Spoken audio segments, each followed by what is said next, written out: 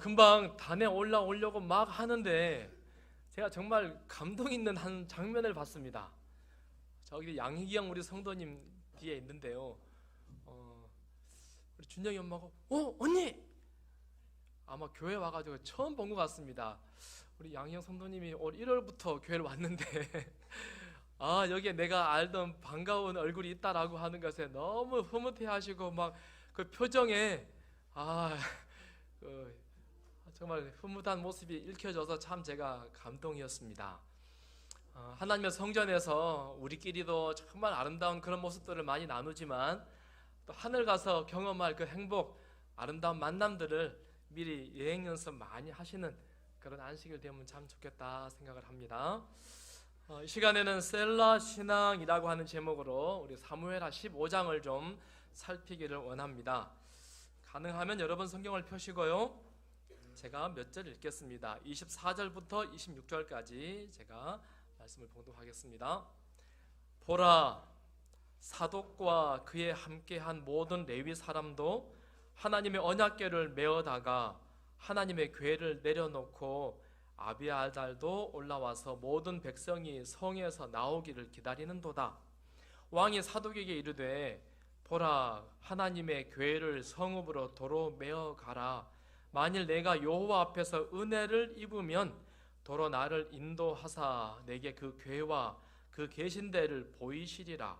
그러나 그가 이와 같이 말씀하시기를 내가 너를 기뻐하지 아니한다 하시면 종이 여기 있사오니 선히 여기시는 대로 내게 행하시옵소서 하리라. 지금 이스라엘하고 하마스하고 전쟁하고 있습니다. 자, 국기가 4개 보입니다. 이스라엘 국기가 어느 겁니까? 맨 왼쪽이 이스라엘 국기죠. 가운데 뭐가 있습니까? 별이 있죠. 이 별을 누가 말씀하시는데 이 별은 뭐라고 하죠? 다윗의 별이라고 합니다. 우리나라 국기에 누군가의 이름이 적혀 있다면 그분은 어떤 사람인가요? 대단히 위대한 영웅이겠지요. 오늘 나와 있는 오늘 우리가 살펴보고 싶은 다윗은 그런 사람입니다. 이스라엘 나라가 한참 뒤에도 가운데 별을 해놓고 이 별은 다윗이야 라고 지금 이야기한답니다. 그만큼 민족의 영웅이었습니다. 그런데 어느 날 민족의 영웅, 모든 백성이 사랑하고 존경했던 다윗에게 문제가 생겼는데 세 번째 아들 압살롬이 반역을 일으켰습니다. 아버지를 죽이겠다고 하고 군대를 이끌고 지금 예루살렘 성으로 와 하고 쳐들어오고 있는 것입니다. 다윗은 지금 할아버지입니다. 생각해 보세요. 민족의 영적인 지도자, 그 다음에 정치적인 지도자, 최고 존경받는 자타가 공인하는 사람인데 자기 아들이 반역해가지고 아버지를 죽이겠다고 쳐들어오고 있답니다. 마음이 어떨까요?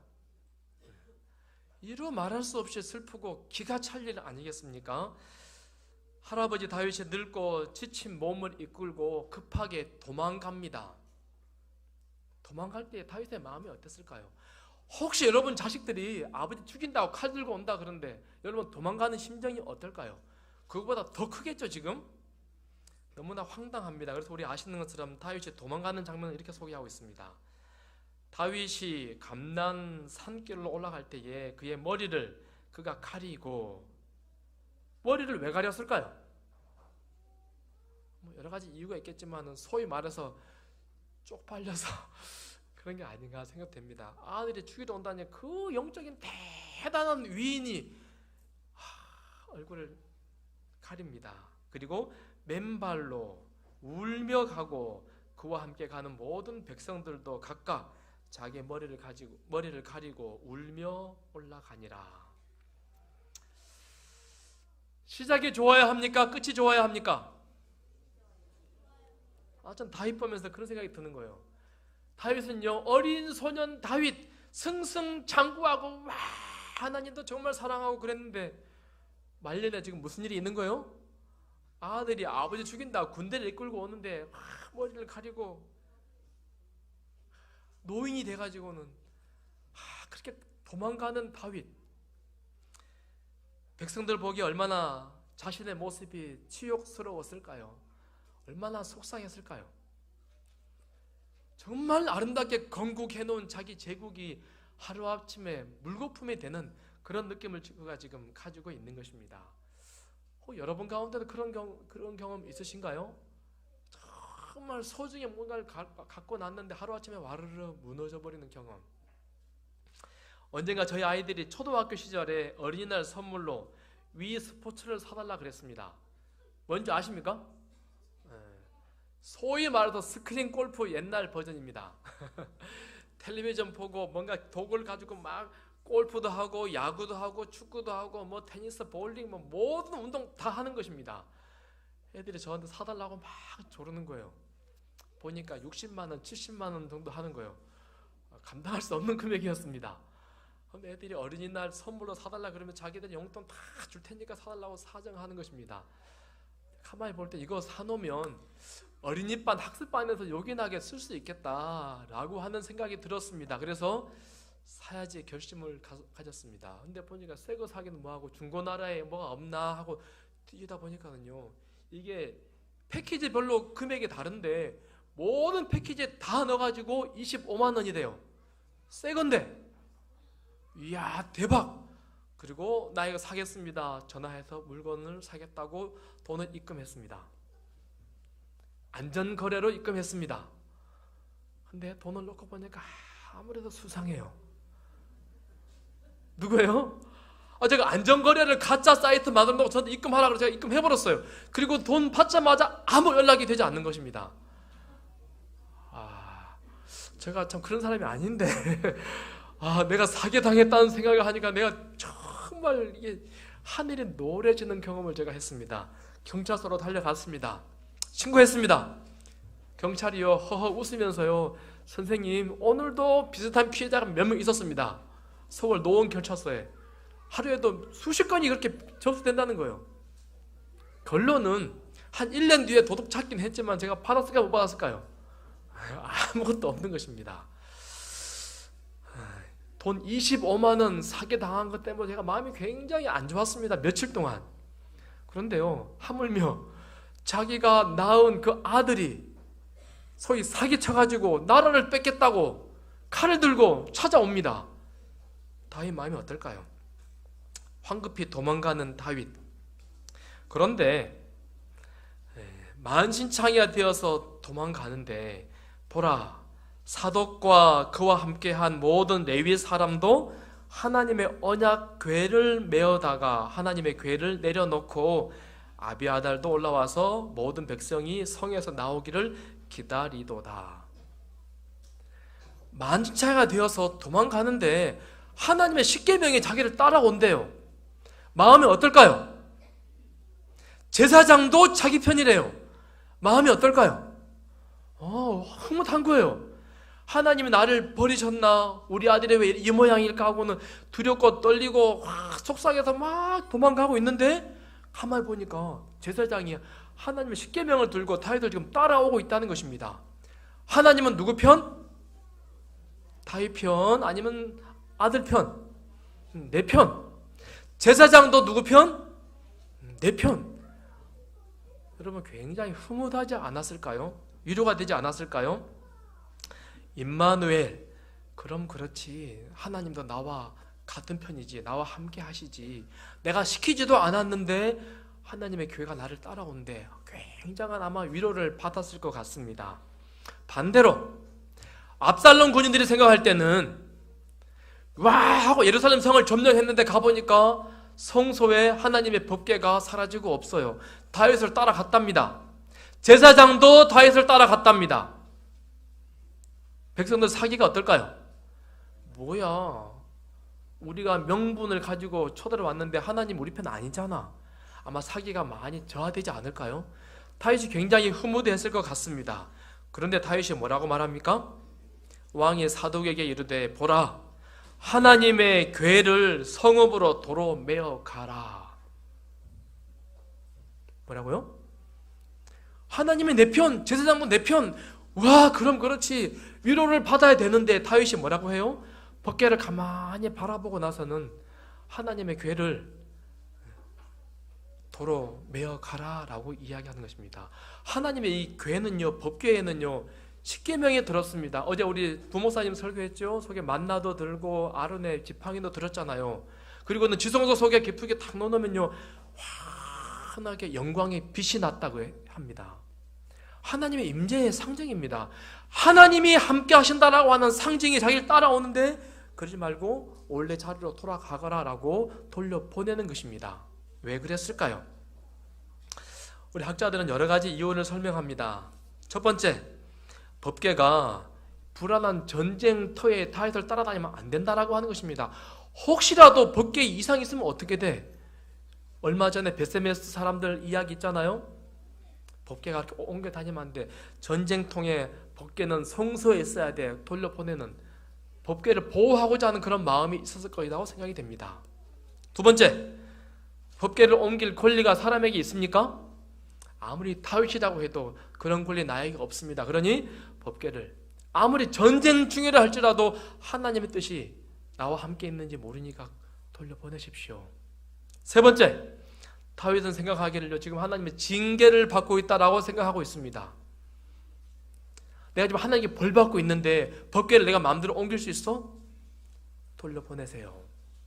네 번째, 제사장이 성 안에 있어야지 밖에 도망다니는 상황 속에서 다윗하고 몰래 이야기를 하면서 그가 어떠한 전술을 취해야 하는지 알 수 있는 길이 있기 때문에 돌아가세요 라고 했다라고 하는 것입니다. 마지막 다섯 번째, 법궤와 관계없이 하나님은 언제나 나와 함께 계셔 임마누엘 하나님을 기억하기 때문에 그렇다라고 하는 것입니다.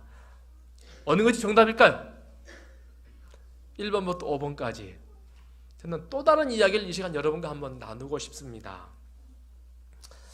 선지자의 왕에 보면요, 다윗이 도망가는 광경을 소개하는데요, 그러면서 이렇게 말합니다.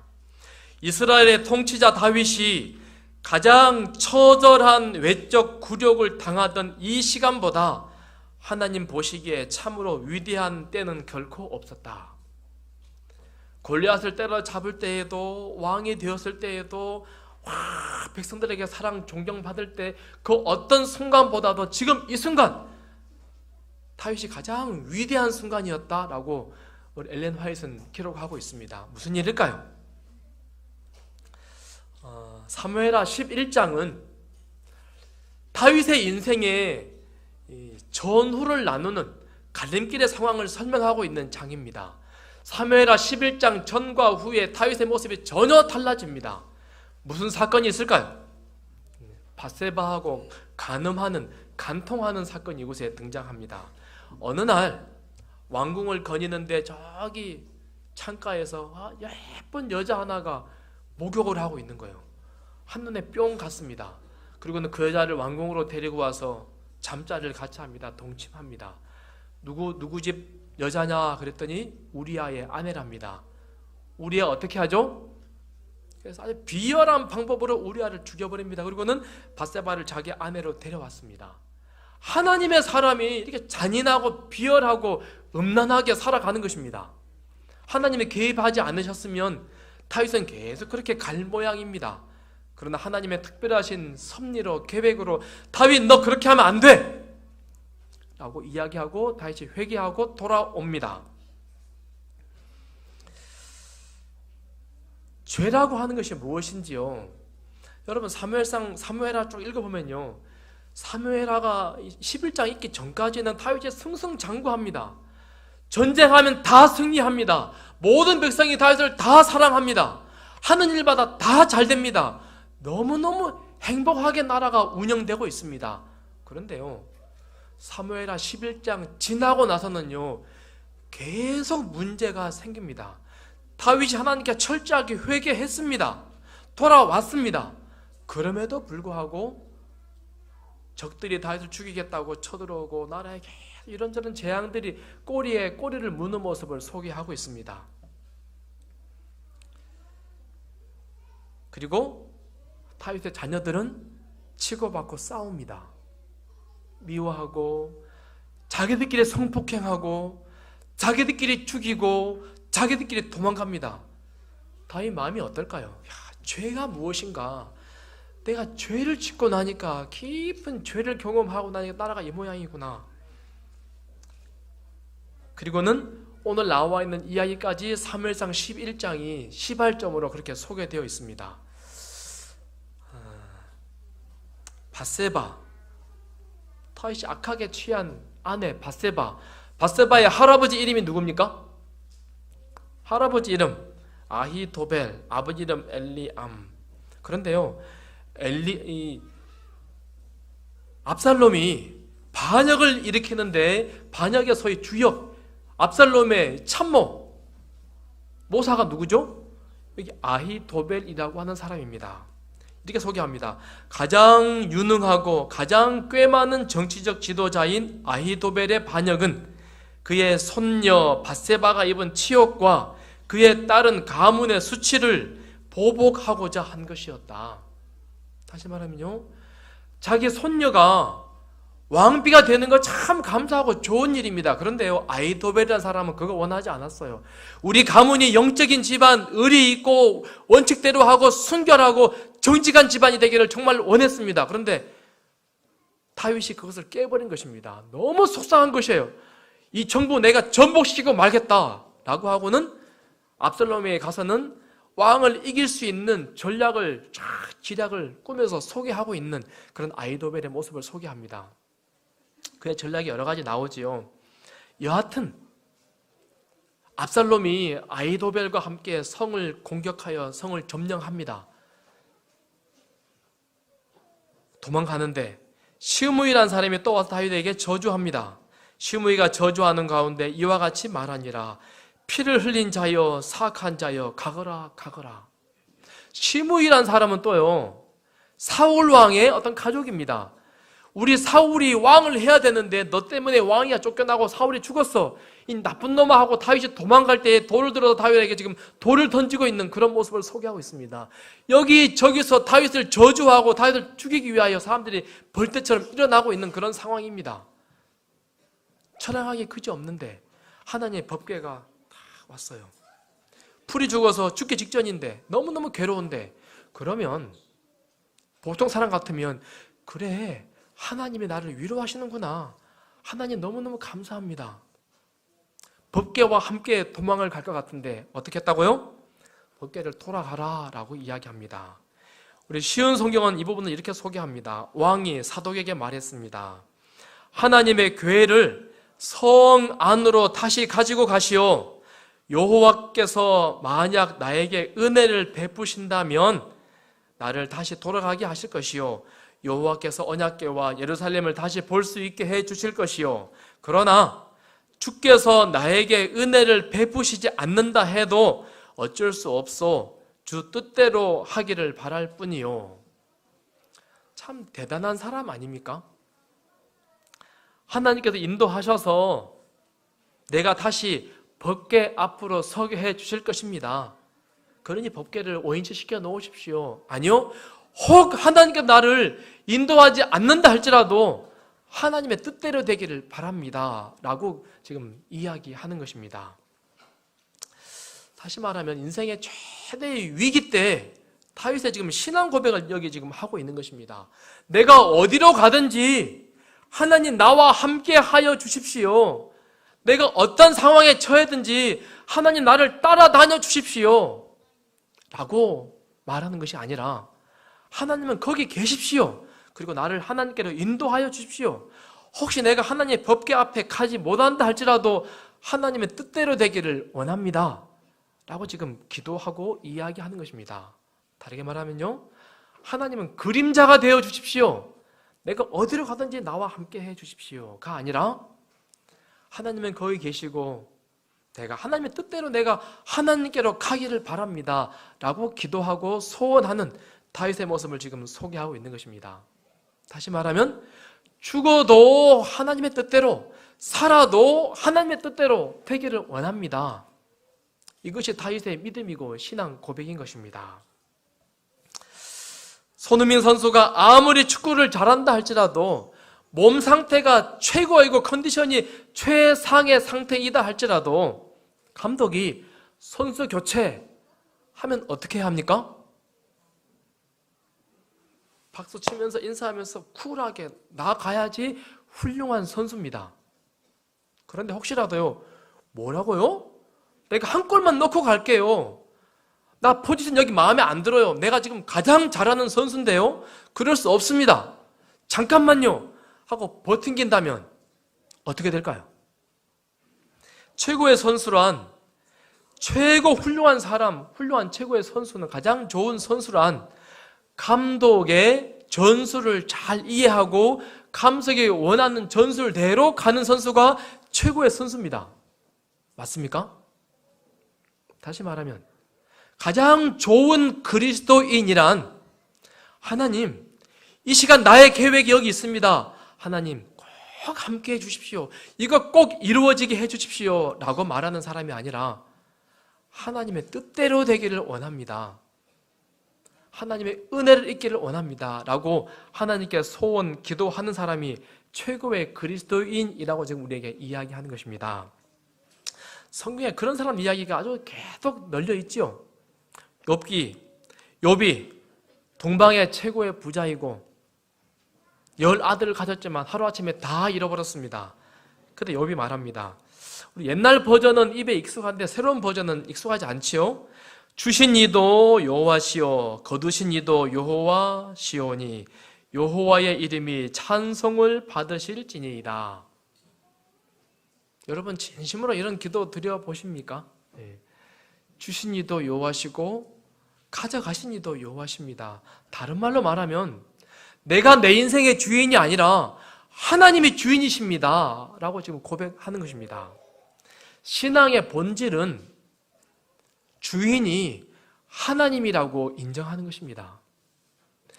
주권이 하나님께 있다라고 인정하는 것이 신앙의 가장 기본이고 가장 본질이라고 하는 것입니다.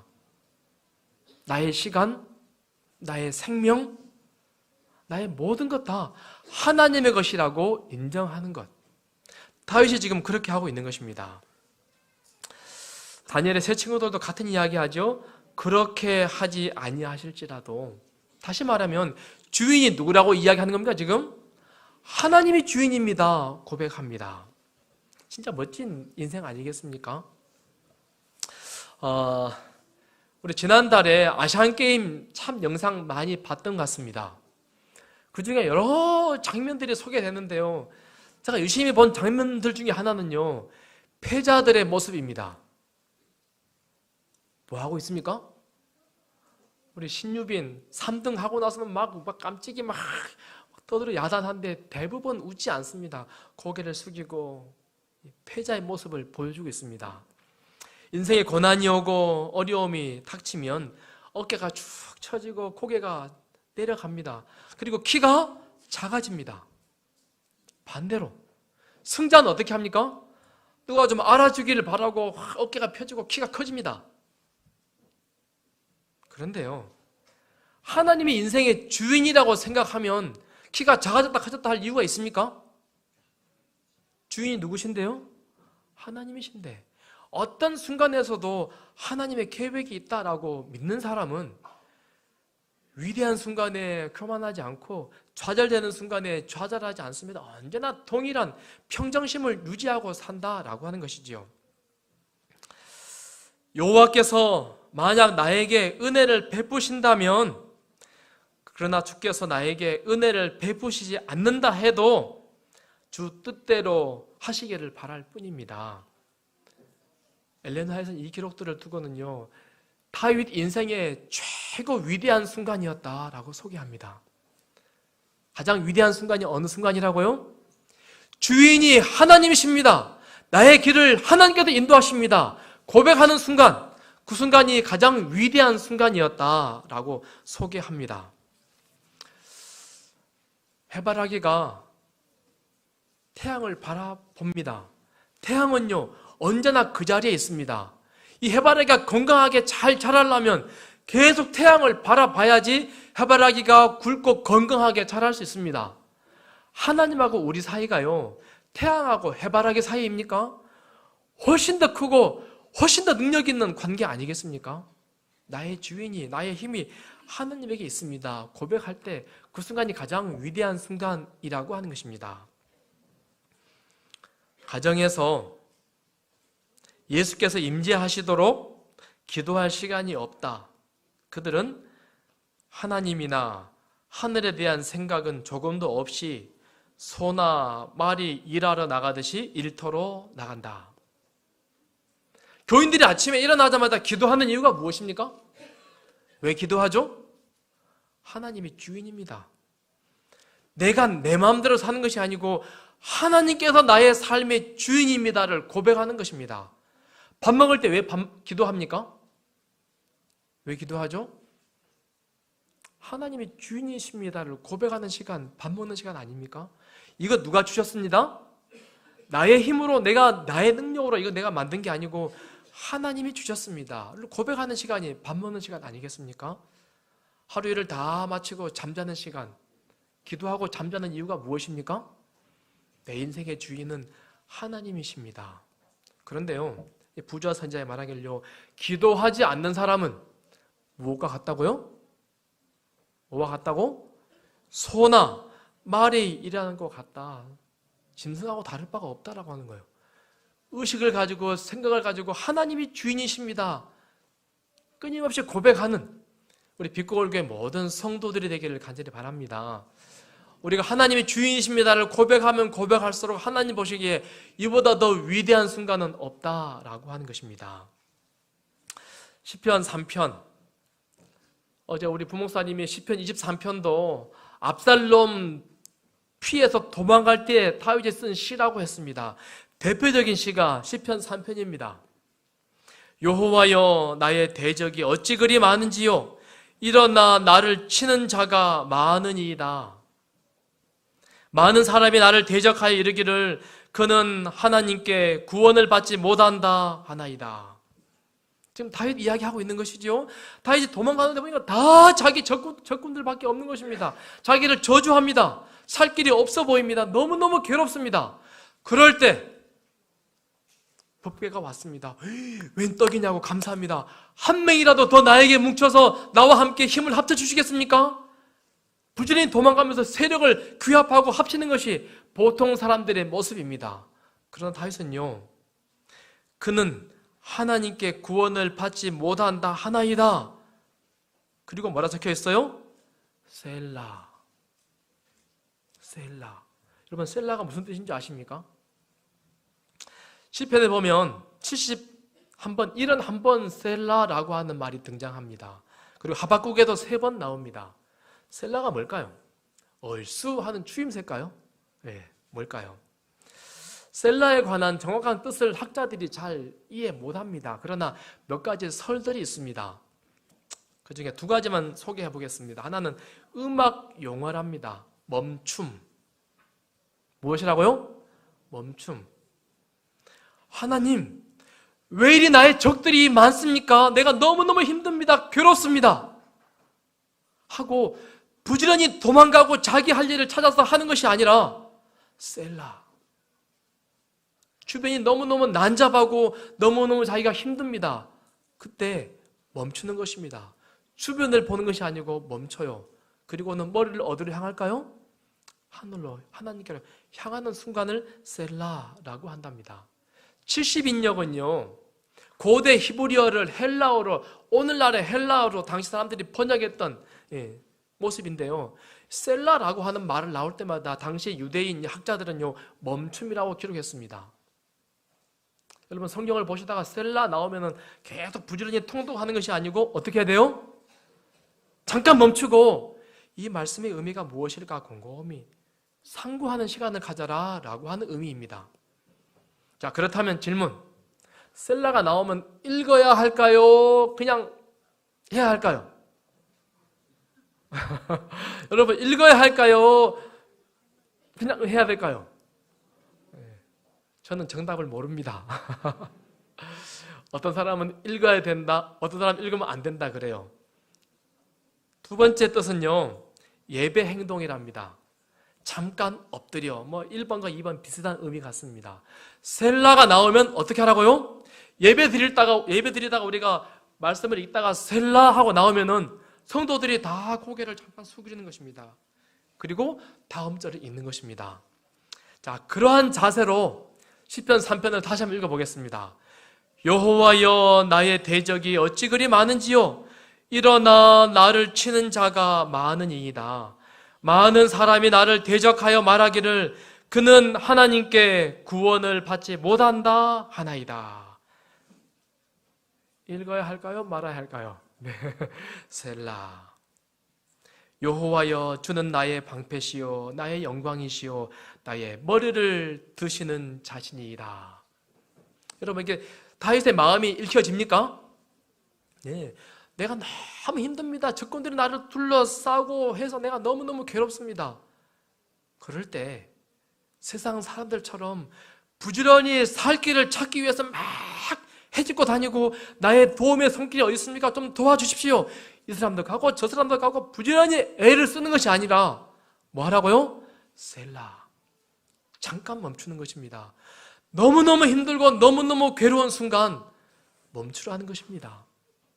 나의 도움이 어디서 올고 해바라기가 태양을 바라보는 것처럼 하나님을 바라보는 것입니다. 다윗이 하나님을 바라봤더니 그렇지요. 하나님의 은혜를 하나님의 뜻대로 되기를 바라나이다. 법궤를 원상복귀해 주십시오. 절대적인 하나님을 향한 신앙 고백 아니겠습니까? 여호와는 나의 방패시요 나의 영광이시요 나의 머리를 드시는 자신이다. 셀라의 경험이, 셀라의 신앙이 우리 빛고울 모든 성도들 위에 함께하기를 간절히 바랍니다. 요즘에 많이 들리는 말이 있습니다. 속도보다 방향. 내가 가는 길 부지런히 더 빨리 달리면 문제가 해결됩니까? 어떻게 해야 합니까? 머리를 들어서 하나님을 바라보는 신앙을 우리가 해야 하는 것입니다. 계속 반복되는 말씀을 드립니다. 교회에 오셨습니다. 어떻게 해야 할까요? 부지런히 오늘 내가 맡은 임무들을 열심히 수행해야 합니까? 어떻게 해야 합니까? 셀라. 조용히 머리를 조아리고 하나님, 내가 이번 주 참 바쁘게 살았습니다. 그러나 하나님, 이 시간 나의 머리를 하늘로 듭니다. 하나님께로 향합니다.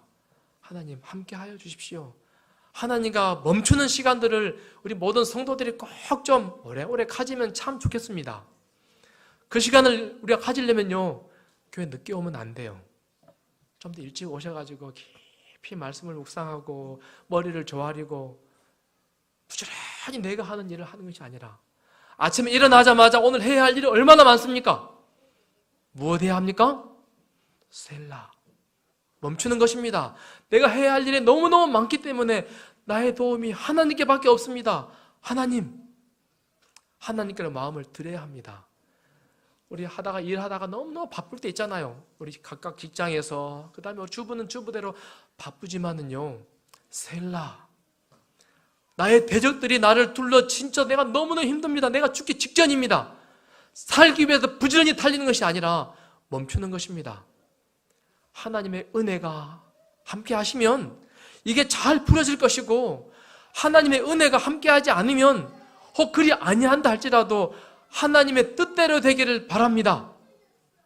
주님께 다 내어 맡기는 믿음, 그 신앙이 하나님 보실 때에 최고 위대한 순간이라고 했습니다. 그 위대한 순간을 우리 한 주일 동안 사시면서 많이 경험하게 되기를 간절히 바랍니다. 운전하다가도 셀라, 밥 먹다가도 셀라, 열심히 일하다가도 셀라. 셀라를 꼭 기억하시며 하나님께로 마음을 계속해서 드리는 우리 모든 성도들 되기를 간절히 바라며 말씀을 주시겠습니다. 이 시간 잠시 머리를 조아리고 하나님께 조용히 우리의 마음을 드리는 시간